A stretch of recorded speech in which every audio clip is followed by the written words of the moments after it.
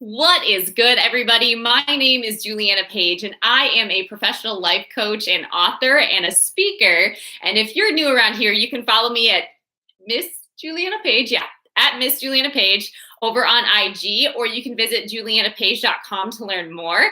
But I am going to dive right into this topic. It's one that is of increasing interest just because of the time that we're in, where a lot of what's going on in the world can seem so shaky and unstable. But we know whatever can be shaken will be shaken, right? So here's the thing. You do not have to be one of those elements that's all shaken in times of chaos, in dysfunction, in confusion. You can actually be a stabilizer or a stabilizing element no matter where you are. So I'm going to teach you 3 things that you can apply to help you build your EQ, similar to your IQ, but really putting a value on your emotions. It's really, if you want to break it down, the energy that we put in motion. And we, believe it or not, whether we take responsibility for it or not, we are in control of our energy, just like we are the ones that are in control of our thoughts. I used to hate that because I did not like some of the things that I was thinking. I was taught to be very hard on myself, and my thoughts were not positive. I was really a negative Nancy all up in my head. And when I started realizing that, I did not want to take radical responsibility for that. I wanted to believe that somehow that's normal, or that this happened and that's why I think like this, or whatever it is. But really and truly, yes, we're not our thoughts, but we're the thinker of our thoughts. And just like we are not our emotions, if we don't get some emotional control, right, then our emotions will control us. And at the end of the day, we are responsible for our emotions. So I want to talk about that. So here's the thing. When you think about the energy that you put in motion, think about that. How are you feeling? If you were to rate on a scale of 1 to 10, how are you feeling as you go about your day and throughout your day? Where is the scale? 10 being, I'm feeling complete joy, I am all up in my strength, and 1 being like, help, I can't get up. Where are you when you think about your emotions, right? And deeper than that, when something happens that's not the way you want it to go, how do you respond emotionally, right? So if you have an expectation and it does not go according to your plan, do you react, or are you able to process it and respond? That has a lot to do with emotions, and the energy we put in motion, we know this. We can't take that back. So it's really important to be proactive about energy. And that's why I personally love Momentum Mondays. I release a Momentum Monday word every Monday over on IGTV. So I decided to bring it to YouTube today. So here is what you're getting. How to be emotionally stable in an unstable world. Here are 3 things. Number 1 is never, never compare yourself. Don't do it. Don't do it. And you've likely seen, there's ways that we can go on social media fast or avoid certain places that can help us or tempt us to be comparative. So for example, if you are at the mall, or if you're always on social media, or if you're on Pinterest, if you're constantly watching reality TV shows, these are all triggers, whether we acknowledge it or not, that are causing our mind, our eye gates, our ear gates, right? We're listening, we're seeing, we're taking in information that's making us feel some kind of way. It's kind of like watching the news. In 1 minute, we can feel an emotion. In another one, we can be completely in a different state. It can happen really fast, just like this. But you do not want to get in the habit and practice of letting external things control you emotionally, right? Just like if you give people the power to build you up, they also then have the power to tear you down. And you don't want to have that kind of mess, okay? So having a elevated consciousness in this state so that you can make sure that you are not emotionally swayed no matter what is happening. So what does that look like, or what does that mean exactly? Well, a broken consciousness, to be clear and to kind of break that down, is living your life as a victim. You are not put on the earth as a victim, right? But maybe your consciousness hasn't elevated to the place of being royalty. A great way to look at it is orphan spirit or adopted son and daughter, right? When we're a son or daughter, there's different privileges that we have than if we're an orphan or a foster kid. Different. So elevation means an identity, right? There's different emotions that come with an identity. I know we don't think about this, but it's true. So if I have a belief, right? If I believe that I'm a victim or that I'm an orphan or that I've been abandoned or betrayed or nobody cares about me or whatever it is, I'm going to feel a certain kind of way. And I'm going to show up in the world a certain kind of way, because the more I feel something, the more I believe it. And the more I believe it, the more I act like it. Okay? And the more I accept what that identity believes. This is so huge. I hope you're hearing me. Okay. So on the flip side, rather, if you are royalty, if you are a son or daughter of Christ in this case, right? Think about that. That comes with privilege. That comes with promise. That comes with a certain level of carrying yourself that a orphan or a victim would not do. When you know that you're chosen, when you know that you're valuable, when you know that your identity and your worth doesn't come from outside of yourself, you carry yourself differently. When you know that you can't put a price on you, you don't let other people change your price, right?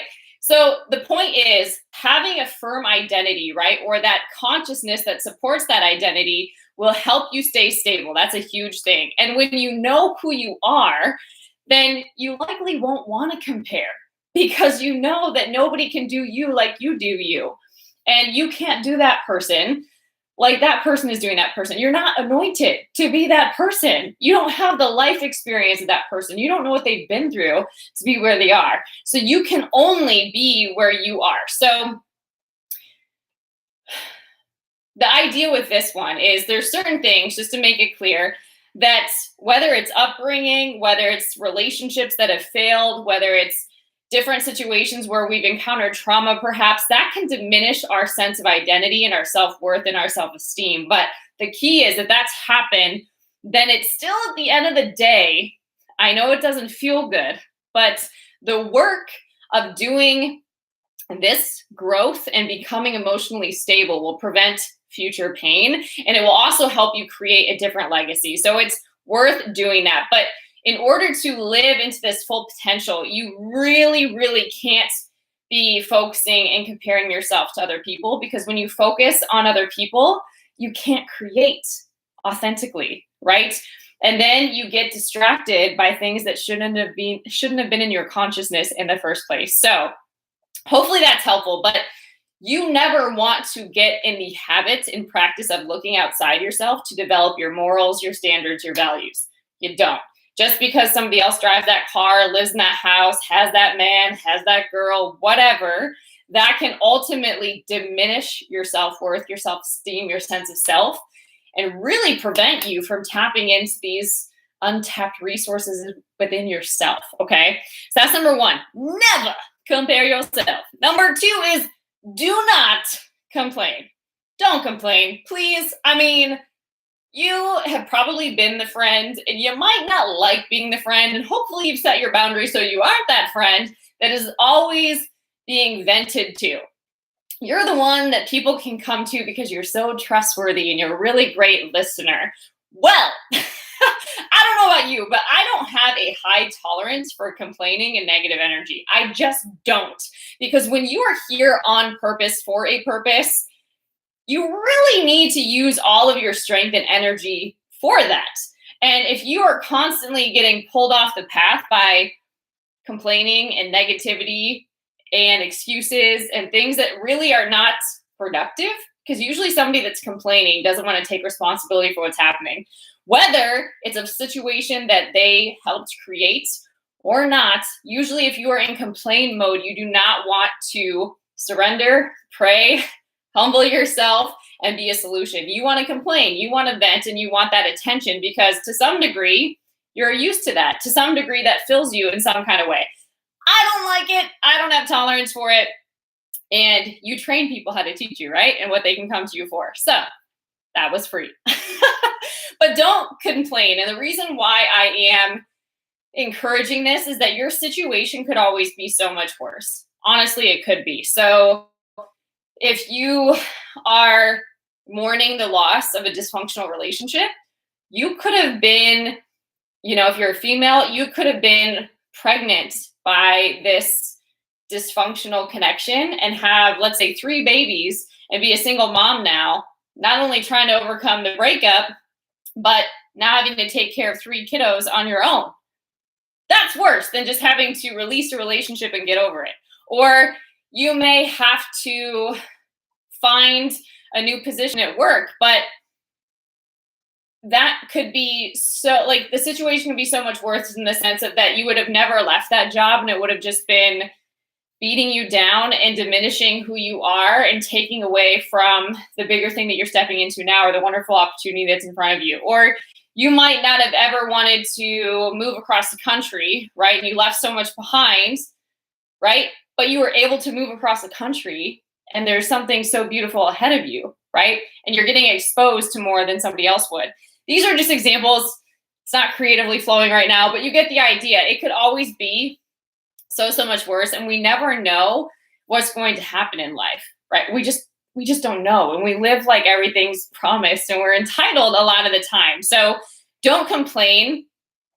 And biblically speaking, whether we speak life or death, we're going to reap the fruit of it. So if you speak death and destruction and negativity and complaining, you'll get the fruit of that in your life, right? And the same thing, if you plant that into relationships, you're going to see it come out of your partner. Or if you speak life, right? Then you're going to start to see that too. And you teach yourself what to focus on. So don't complain. Do not ever get comfortable complaining. And then lastly, number 3 is don't compete. Don't compete. I know we're in a world where like competitive is like the thing. And I was a competitive athlete, so I get it. I did gymnastics and track and all sorts of things, but those are very competitive sports.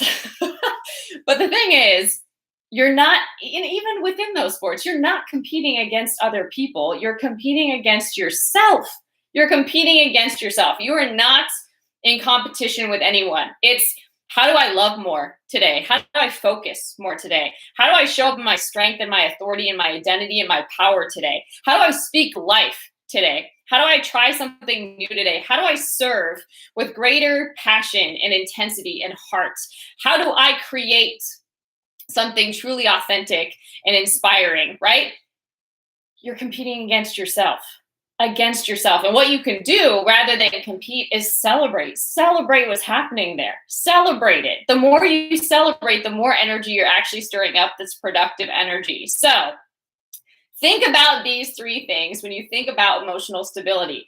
These are usually the same 3 things that get us off the path, that make us emotionally unstable like this, right?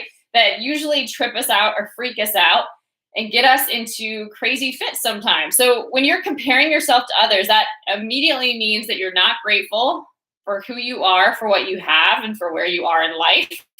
And you need to be somewhere else. So you're immediately dissatisfied. And that is not a good place to live because that's unstable already, right? Then if you start complaining about what's happening at work or what's happening in that relationship or why you're not losing the weight or whatever it is for you, right?